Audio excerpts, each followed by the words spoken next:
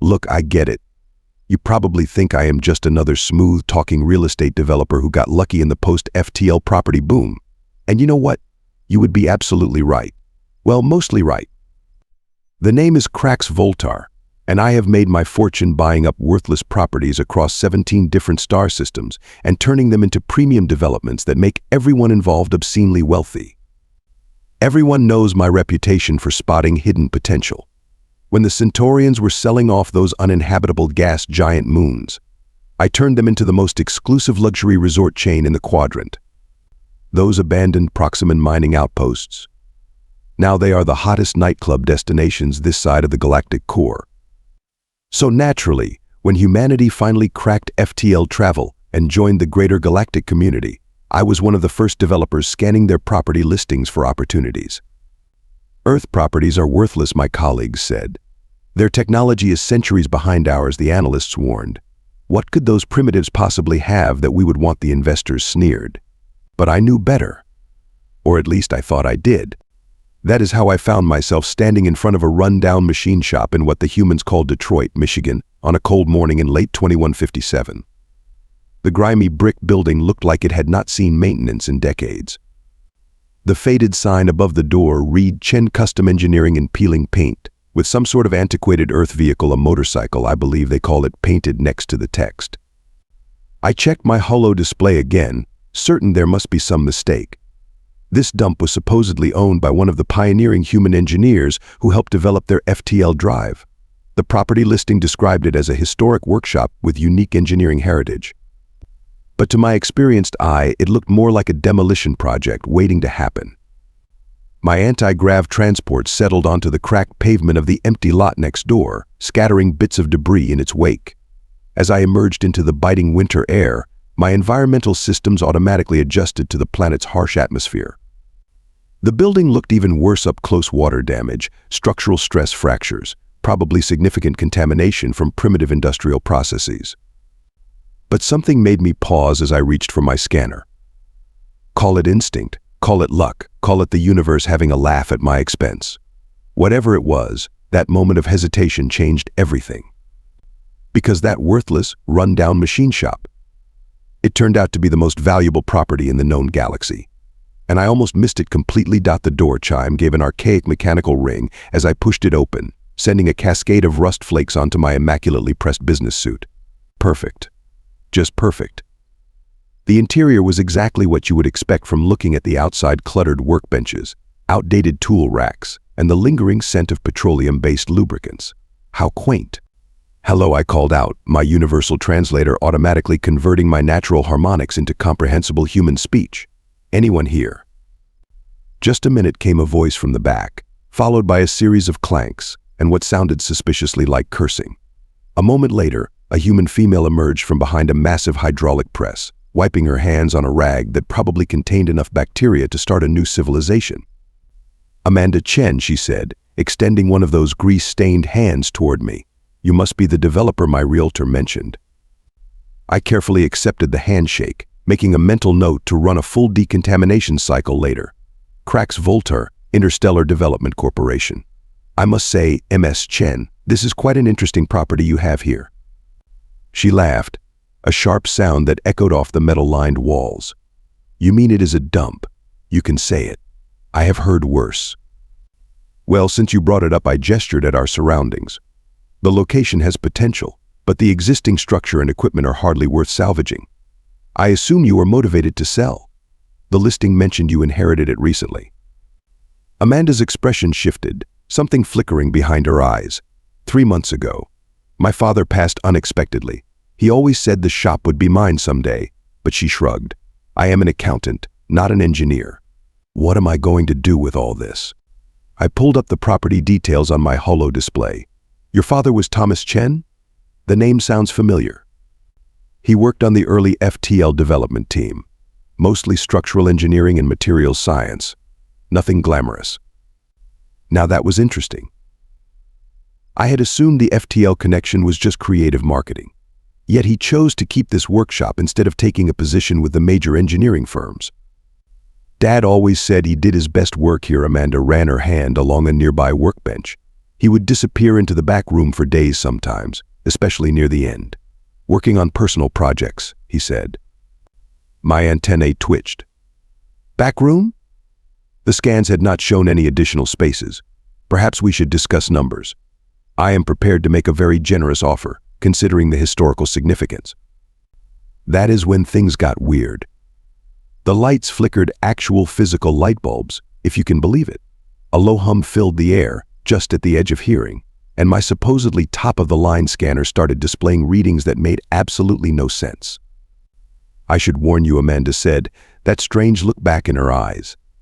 Dad left some very specific instructions about selling the shop. There are conditions. I almost laughed. Conditions? On this technological museum piece?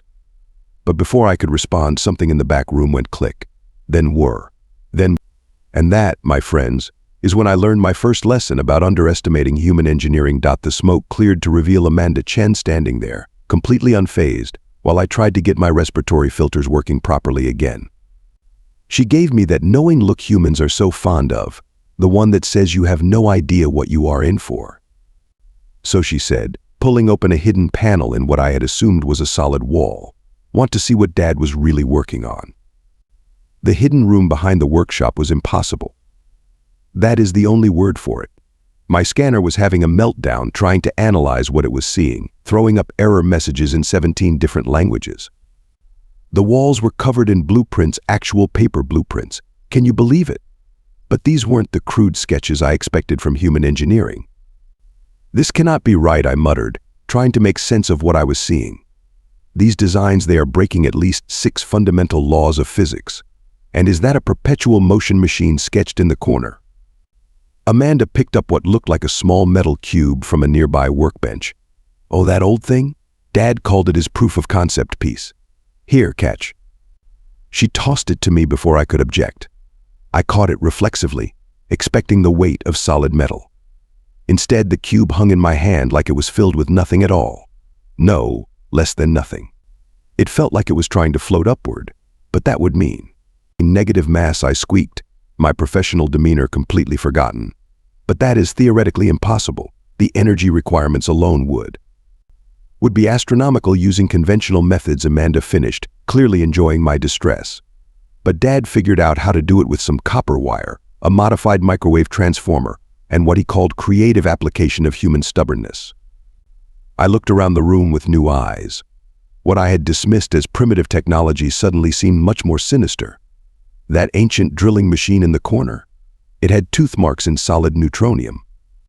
The battered welding rig, it was casually violating the laws of thermodynamics, and the rickety-looking test chamber in the back. Please tell me that is not a functional quantum bridge made out of spare car parts. Amanda grinned. Would you believe he built it from a broken dishwasher and some stuff he found at weekend garage sales? I sank into a nearby chair, my mind racing. Across the galaxy, our finest scientists struggled with these fundamental engineering challenges. We threw unlimited resources and computing power at them, achieving incremental progress over decades. And here was evidence that a single human engineer had solved them in his spare time, using technology that belonged in a museum. But how I gestured helplessly at the chaos around us. These solutions should not work. Half of these machines look like they were assembled by a blind Zorblaxian with a hammer fetish. Dad always said the problem with advanced technology is that it makes you think inside very advanced boxes, Amanda said, pulling out a folder stuffed with more paper notes. He preferred working with basic tools because they forced him to get creative. Said anybody can solve a problem with unlimited resources, but it takes real engineering to do it with duct tape and spare parts. I picked up one of the notebooks, my translator struggling with the handwritten equations. The math was unlike anything I had ever seen, elegant in its brutality, solving complex quantum calculations through what appeared to be sheer mathematical violence. Where our scientists sought perfect solutions, Thomas Chen had apparently decided to beat physics into submission using methods that could not, but undeniably did work. Does anyone else know about this? I asked, my developer instincts warring with growing scientific fascination. Just me and now you. Dad was pretty paranoid about his work getting out before it was ready.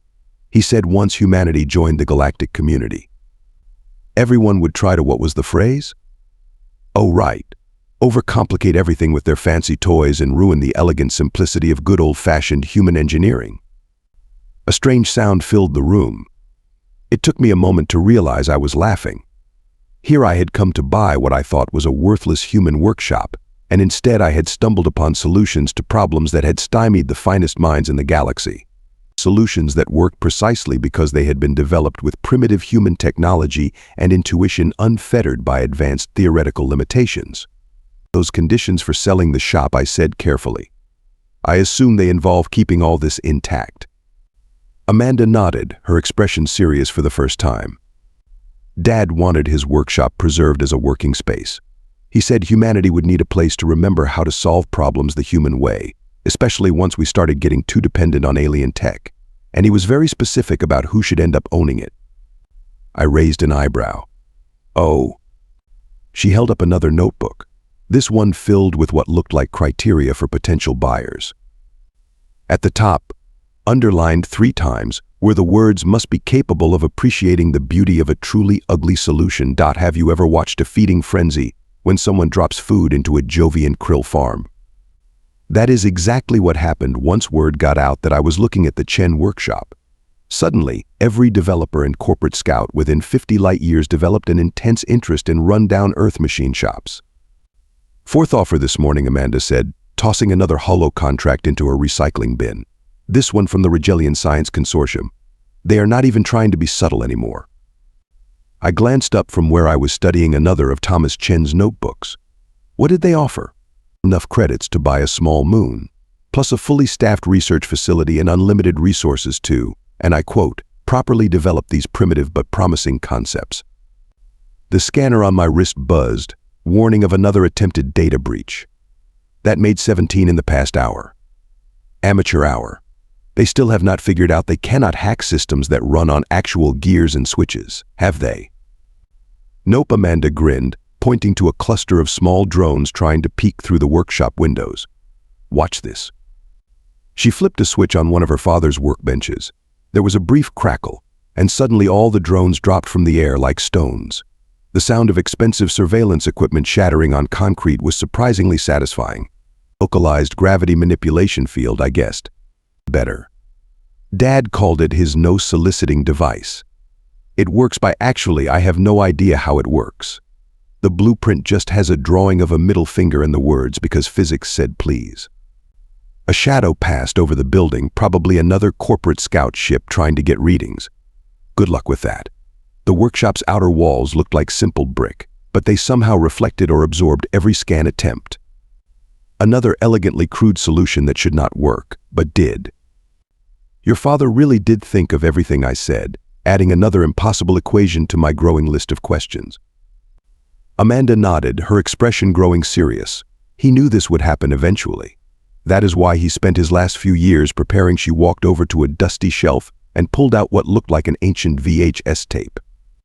This was in his final instructions, said to only show it to the right buyer. The tape contained security footage from the workshop, dated about 6 months before Thomas Chen's death. It showed him working late one night when 3 figures in expensive suits entered the shop. The audio was crude but clear. "Mr. Chen, be reasonable. The Galactic Engineering Council is prepared to make you a very generous offer. Your methods may be unorthodox, but with proper refinement." Not interested, Thomas did not even look up from his work. "Perhaps you do not understand. We are offering you unlimited resources, the finest equipment." "You mean you want to take my life's work and bury it under so many layers of theory and proper procedure that it loses everything that makes it special?" Now he did look up, fixing them with a stare that made even the recording feel uncomfortable. "The answer is no. Humanity solved these problems our way, and we are keeping them our way." The footage ended there. Amanda shut it off, her voice quiet. They came back 5 more times, each offer bigger than the last. Dad turned them all down. And now they are trying to buy it from you instead. Yeah, she picked up another handful of contract offers. But Dad was right. The moment we let them get their hands on this place, everything that makes it work will be lost. They will try to clean it up, standardize it, make it theoretically sound. And completely missed the point. I finished, looking around at the organized chaos of the workshop. The truth was, I was starting to understand exactly what Thomas Chen had been protecting. This wasn't just a collection of impossible inventions, it was a testament to human ingenuity itself. The proof that sometimes the ugliest solution was the most beautiful. You know that moment when everything suddenly clicks. When all the pieces fall into place and you realize you have been looking at the puzzle wrong the whole time. That hit me while I was watching Amanda fix the quantum bridge using a rubber band and what she called a mechanical percussive maintenance tool, also known as a hammer. That should not work, I said for probably the 1000th time that week. You cannot just hit a quantum uncertainty field with a hammer and expect it to. Did you just fix it? Yep, she gave the machine one more whack for good measure. Dad always said quantum particles are like stubborn children. Sometimes they just need a firm hand. And that is when it hit me. The reason why Thomas Chen's impossible machines worked.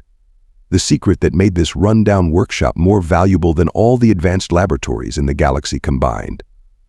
You humans do not care about impossible, I said slowly, the revelation practically making my antennae curl. You look at fundamental laws of physics like they are more guidelines than actual rules.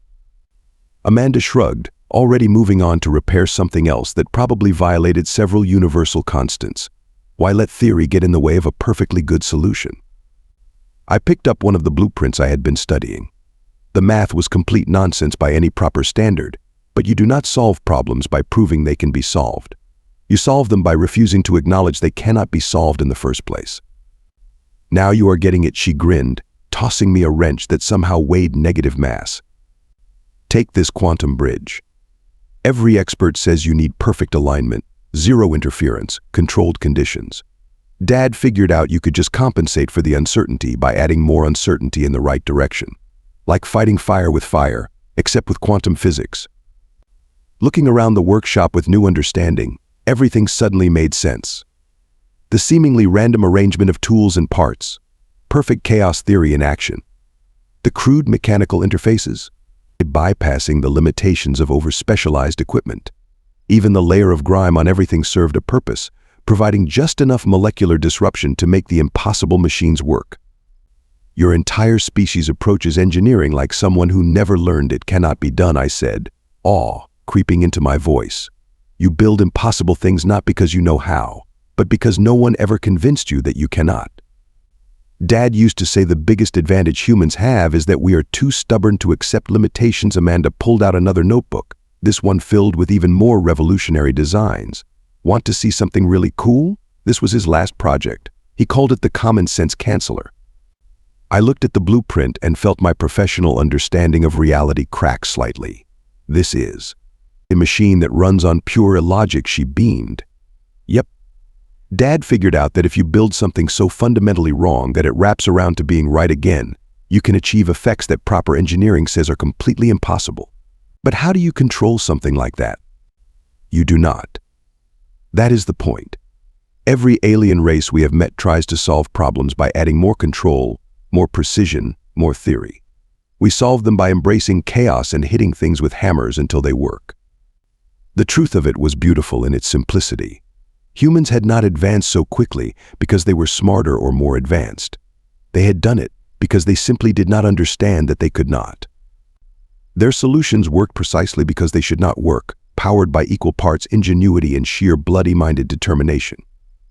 Thomas Chen had not just been protecting his inventions. He had been protecting humanity's greatest advantage, our ability to achieve the impossible through methods that made absolutely no sense to anyone else. The Regellian Science Consortium representatives sat across from me in their perfectly pressed suits, looking thoroughly confused. Behind them, through the workshop windows, I could see at least 3 corporate spy ships trying to disguise themselves as passing clouds. Amateurs. Let me make sure we understand your counter-proposal correctly, the lead negotiator said, his translator struggling to maintain his diplomatic tone. You want to buy the workshop? Already done, I said cheerfully. Signed the papers this morning. But instead of developing it into a proper research facility, we are going to keep it exactly as it is. Amanda walked in, covered in grease from whatever impossible thing she had been fixing. Weird smells, broken coffee maker and all. The Regellian's eye stalks twitched in distress, but the technological advances, the theoretical breakthroughs, you cannot just leave them in this. gloriously chaotic environment of pure human innovation, I suggested. Actually, we can, and we are going to franchise it. That made all their eye stalks snap toward me at once. Franchise. I pulled up the business plan on my holo display. Chen Custom Engineering is about to become the galaxy's first chain of human-style engineering workshops. We are going to teach people how to solve impossible problems using nothing but spare parts and stubborn determination. That is insane, one of the junior negotiators burst out. You cannot standardize this madness. Watch us, Amanda said with a grin. Dad always said the galaxy needed more chaos in its engineering. Now it is going to get it, one impossible solution at a time. The Regellians left in such a hurry they forgot 3 of their surveillance devices. Amanda took great pleasure in using them as target practice for her father's gravity manipulation field. You know they will try to stop us, she said, watching another spy ship crash into its own gravity well. The whole galactic engineering establishment is going to lose their minds when they realize what we are planning. I looked around at the workshop that had completely changed my understanding of what was possible. Let them try.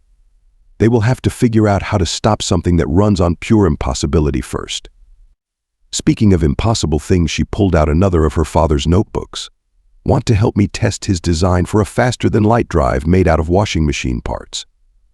And you know what? I did. Because I finally understood what Thomas Chen had known all along. The galaxy did not need more advanced technology or perfect theoretical models. It needed more places like this workshop, where the impossible became possible simply because no one had bothered to tell the humans it could not be done.